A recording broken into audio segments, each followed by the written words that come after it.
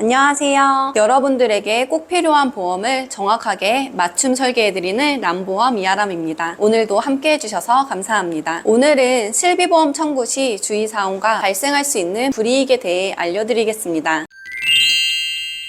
상담을 진행하다 보면 많은 분들이 실비보험 청구에 대해 잘 모르셔서 막막해 하시는 경우가 많은데요. 그래서 오늘은 실비보험을 100% 활용할 수 있는 방법을 안내해 드릴게요. 본 광고는 광고 심의 기준을 준수하였으며 유효기간은 심의일로부터 1년입니다. 실비보험은 피보험자가 부담한 의료비의 일부를 급여, 비급여로 나눠서 보상해주는 보험 상품인데요. 국민건강보험에서 보장을 받기도 하지만 실손보험은 필수이면서 추가로 보장받을 수 있는 보험으로 자리매김하고 있습니다. 여러분, 우리나라에서 실비보험에 가입한 사람이 얼마나 될까요? 2023년 말 기준으로 대한민국 국민 중 거의 4천만 명, 약 3,997만 명이 이 보험에 가입되었는데 이는 매우 많은 가입자 수라고 할 수 있습니다. 게다가 이 숫자는 매년 증가하고 있는데 이렇게 계속 늘어나다 보면 5천만 명을 넘어서 의무적으로 모두 다 가입하게 되는 것이 아닌가 하는 생각이 들 정도로 실비보험은 국민보험이라 할 수 있습니다. 우리나라에서 5명 중 4명이 실비보험에 가입해 있는데 실비보험 제대로 활용하는 방법을 알고 계신가요? 아마 많은 분들이 병원만 다녀와서 청구하면 되겠지 정도로 생각하고 계실 텐데요. 하지만 병원에 갔다 와서 단순하게 청구하게 되면 어떤 일이 발생할 수 있는지 그리고 그에 대한 대처 방법은 잘 모르실 텐데요. 이런 부분들을 알아두셔야 실비보험을 제대로 활용할 수 있습니다. 오늘 영상에서는 보험을 통해 나 자신을 지킬 수 있는 올바른 지식을 알려드리겠습니다. 첫 번째로 실비보험을 활용할 수 있는 방법과 청구 시 발생할 수 있는 3가지 주의사항, 두 번째로는 실비보험을 효과적으로 활용하는 방법을 모두 정리한 영상을 공개하겠습니다. 이 영상을 통해서 여러분들이 가입한 실비보험을 100% 잘 활용하시길 바랍니다. 먼저 설계사인 제가 실비보험을 어떻게 활용하는지 말씀드려 볼게요. 저는 병원에 갈 때마다 항상 실비보험 청구를 하진 않는데요. 이상하게 들리실 수 있지만 보험금을 받기 위해 가입한 보험인데 청구하지 말라고 하면 당황스러울 수 있는데요. 그 마음 저도 이해합니다. 하지만 이유를 들어보시면 이해가 되실 거예요. 저는 2, 3만 원 이하의 병원비는 가급적 청구하지 않습니다. 실비보험은 일부 환자가 부담해야 하는 자기 부담금이 있습니다. 이미지 자료를 보시면 자기 부담금의 비율이 나와 있는데요. 가입 시기에 따라 다릅니다. 특히 2021년 7월 이후에 가입한 분들은 급여에서는 20%, 비급여에서는 30%의 자기 부담금을 부담해야 합니다. 따라서 2, 3만 원 이하의 병원비는 자기 부담금을 제외하면 돌려받는 금액이 거의 없는 것을 알 수 있습니다. 이렇게 적은 금액까지 청구를 하다 보면 청구했던 이력들이 다 남게 되기 때문에 바로 청구하진 않습니다. 두 번째로 보험회사에는 고객이 받는 보험금과 가입한 보험을 통합 조회할 수 있는 시스템이 있습니다. 이를 ICIS 시스템이라고 하는데요. 따라서 내가 A 회사에서 받은 보험금 내역을 B 회사에서도 조회할 수 있습니다. 다른 회사에서 내 과거 보험금 지급 이력을 볼 수 있다는 것은 다음과 같은 문제가 발생할 수 있는데요. 여러분께서 A 보험사에 새로운 보험을 가입할 예정이고 실비보험은 B 보험사에 가입되어 있다고 가정해 볼게요. 보험을 가입하기 위해서 A 보험사에 심사를 진행해 볼 경우 실비보험 청구는 B 보험사에 했다 하더라도 A 보험사에서는 다 확인이 가능합니다. 그러면서 불면증이나 우울증 치료력으로 다수 보험금 수령 기록이 있어 가입이 불가합니다. 인수 조건에 맞는 상품에 가입하세요 라고 심사 결과가 나올 수 있습니다. 가입이 가능한 상품으로 다시 찾아보면 되지만 청구한 지 몇 년이 지난 것들은 내가 기억이 잘 안 날 수도 있잖아요. 여러분은 고지 의무를 잘 지키고 보험 가입을 하려고 했다지만 전체 보험사에서는 실비 청구했던 내역들은 확인을 다 할 수 있다는 거죠. 여기 보시면 고지 의무는 최대 5년을 기준으로 합니다. 4번 항목을 보면 지난 5년간의 일을 정확히 기억하는 사람들은 드물기 때문에 고지를 깜빡하고 하지 못하는 경우가 있습니다. 제가 그런 사례들을 몇 가지 알려드리겠습니다. 한 고객님이 보험 가입을 위해서 알릴 의무 기준에 맞춰서 알려주신 것들로 고지한 적이 있는데요. 2023년 위염으로 30일치 약 처방이 있었고 24년 2월 역류성 식도염으로 병원 갔던 내역들이 있다고 하셨는데 아무래도 고객님께서는 최근역이고 병원을 여러 번 갔기 때문에 기억에 남으셨겠죠. 심사를 진행해 본 결과 고객님이 잊고 계셨던 병원 이력들도 있던 거예요. 20년도에 대장용종을 뗀 것도 있었고요. 21년도에 20년도에는 자궁근종 진단을 받은 기록까지 확인이 된 거죠. 이는 모두 보험 청구를 했었기 때문에 기록이 남겨져 있는 겁니다. 그렇다 해서 오해하면 안 되는 것이, 그럼 보험 청구만 안 하면 고지 안 해도 되는 건가 하시겠지만, 그런 것은 절대 아니니까 꼭 진행 시에 정확한 상담은 받아보셔야 합니다. 말씀드린 것처럼 어떤 병원 이력인지에 따라 보험금 청구를 했느냐 안 했느냐에 따라서 보험 가입이 어려워질 수 있기 때문에 병원에 갔다 올 때마다 작은 보험금을 받기 위해 실비 청구를 하는 것이 좋지 않다 말씀드리는 거예요. 그럼 지금부터 실비보험을 병원 갈 때마다 청구하면 발생할 수 있는 3가지 주의사항에 대해 알려드리겠습니다. 먼저 보험을 가입하기 전에 병원에서 치료받은 내용을 보험회사에 알려야 합니다. 이를 계약 전 알릴 의무, 즉 고지사항이라고 합니다. 이미지를 보시게 되면 3개월 이내의 치료, 1년 이내의 재검사, 5년 이내에 11대 질병 등을 보험회사에 알리지 않고 가입하게 되면 고지 의무 위반이라고 합니다. 상법 651조에 따르면 보험 계약자가 중요한 사항을 고지하지 않으면 계약 체결일로부터 3년 이내에 계약을 해지할 수 있다고 나와 있습니다. 이 법은 보험금을 받을 때 보험회사가 보험금을 주지 않을 수도 있는 중요한 근거가 되기도 합니다. 최악의 경우 보험 계약이 강제로 해지될 수 있기 때문에 고지 의무를 정직하게 지키는 것은 매우 중요합니다. 실제로 한국소비자원 자료에 따르면 고지 의무 관련 피해 구제 신청이 점점 증가하고 있는데요. 지난 3년간 195건의 피해 구제 신청이 있었고, 이 중 63.6%가 의도하지 않은 고지 의무 불이행으로 인한 것이었습니다. 제가 계속 강조했던 것처럼 고지 의무는 정말 중요합니다. 여러분들 중 병원에서 약 처방을 받고 약국 가서 약은 타오지 않은 경험 한 번쯤 있으신가요? 저 같은 경우는 여러 번 있거든요. 하지만 이런 경우라 해도 5년 이내에 30일 이상의 약 처방을 받은 기록이 있다면 이런 것들도 고지 대상이고, 고지하지 않는다면 이것이 바로 고지 의무 위반입니다. 만약 5년 이내에 같은 질병으로 병원을 6번 갔다면 고지해야 할까요? 결론부터 말씀드리면 고지 대상은 아닙니다. 고지 사항을 보면 최근 5년 이내에 계속하여 7일 이상 치료라고 적혀 있습니다. 여기서 7일은 연속된 7일뿐만 아니라 합산 7일도 포함합니다. 따라서 6번 병원에 갔다면 7번 미만이기 때문에 고지하지 않아도 되는데, 도수 치료를 받은 경우에는 이야기가 달라질 수 있습니다. 도수 치료 같은 경우는 대부분 치료를 받고 오면 실비 청구를 하게 되죠. 원칙적으로는 고지사항에 해당하지 않지만 보험금 청구 이력이 남아있기 때문에 보험회사는 이를 확인할 수 있다고 했죠. 도수 치료를 받은 부위에 대해 부담보가 걸리거나 상해 관련 담보가 전부 거절될 수 있습니다. 특히 도수 치료는 보험회사가 예민하게 보는 경우가 상당히 많기 때문에 정말 필요하지 않다면 받지 않는 것이 좋습니다. 다음으로 2번째 사례입니다. 7개월 전 29일 동안 위염약 처방, 10개월 전 29일 동안 감기약 처방, 2년 전에 29일 동안 진통제를 처방받았다고 하면 고지해야 할까요? 이런 경우는 모두 고지사항에는 해당되진 않습니다. 고지사항을 보면 계속하여 30일 이상 투약이라고 적혀 있습니다. 3가지 질병이 모두 다르기 때문에 원칙적으로는 고지사항이 아닙니다. 하지만 각각의 질병으로 치료받은 기록이 많으면 보험회사는 건강하지 않다고 판단해서 가입을 거부할 수는 있습니다. 3번째로 병원 치료를 받았던 내용과 다른 진단을 받은 경우입니다. 예를 들어 보험 가입 1년 전에 하지정맥 수술을 받고 보험을 청구했는데 하지정맥술과 전혀 관련 없는 상세불명의 위험 진단을 받은 경우입니다. 정상소견의 검사 결과 내용을 보험회사가 요청할 수는 있습니다. 물론 잘못 진단받았다고 설명해서 결국 보험에 가입할 수는 있었지만, 드물게 고객분들도 모르는 사이에 질병 진단이 들어가 있는 경우가 있습니다. 이런 것들도 나중에 문제는 다 될 수 있습니다. 오늘 이렇게 3가지 사례를 말씀드렸는데요. 원칙적으로 보험회사는 가입을 거부할 수는 없지만 내부 규정으로 가입을 거부하는 사례가 실제로 많이 있습니다. 심사자와 담당 설계사가 잘 이야기하며 문제없이 넘어가는 경우도 있기 때문에 고지 의무를 잘해줄 수 있는 설계사를 만나야 합니다. 물론 그런 설계사가 바로 저겠죠. 도수 치료를 받거나 보험금 청구 이력이 많은 경우 조건이 불리하게 적용될 수 있어서 보험금을 받지 못할 거라면 실비보험을 왜 가입하냐고 생각할 수도 있지만, 실비보험을 효과적으로 활용하는 방법을 정리해드리겠습니다. 보험금 청구는 사고 발생일로부터 3년까지 청구가 가능합니다. 실무적으로는 3년이 넘어도 받을 수 있는 경우는 있지만 기준으로는 3년입니다. 3년 안에는 청구를 하시는 것이 분쟁을 막는 길이에요. 실비보험을 병원 방문일 기준으로 3년, 암진단의 경우 조직검사 결과 보고일 기준입니다. 보험을 100% 가입한 분들은 청구 서류를 잘 보관해 두셨다가 보험 변경 후 한 번에 청구하시는 것이 유리할 수 있습니다. 오늘의 결론을 정리해 드리겠습니다. 모든 보험이 중요하지만 특히 중요한 것은 실비보험입니다. 실비보험을 마음대로 청구하지 못하면 기분이 상할 수도 있지만 이 영상은 실비보험을 제대로 활용하는 방법을 알려드린 것입니다. 실비보험에 대한 전략을 알려드린 거죠. 람보험팀에서는 여러분들이 후회하지 않고 안심이 될 수 있는 보험을 선택할 수 있도록 30개 이상의 생명보험, 손해보험 회사 상품을 비교하고 분석하고 있습니다. 지금까지 쓸데없이 새는 돈 막고 노후를 준비하는 람보험이었습니다. 보험에 대해 궁금한 점이 있다면 언제든지 바로 연락주세요. 영상이 도움이 되셨다면 저에게 큰 힘이 되는 좋아요와 구독, 알림 설정 부탁드립니다. 감사합니다.